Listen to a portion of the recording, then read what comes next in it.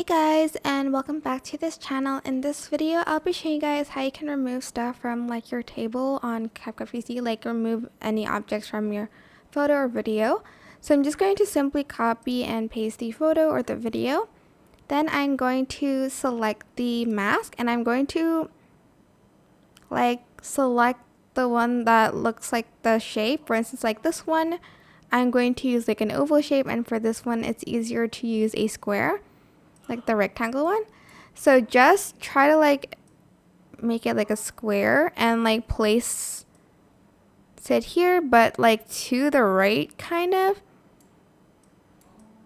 You can't see it now obviously, but then go back to basic and place it like here. I'm also going to make it a little bit bigger,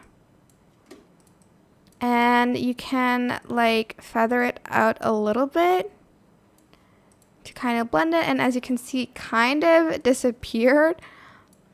Hold on, let's just make it a little bit smaller, but it kind of covered it by using like the mask, and you can also do it for this one, but make sure the pattern is like kind of similar. So let me actually just place it to the right side a little bit. Hold on, let me just go back and take like the placement here so that the green doesn't show up. And again, just try to feather that out.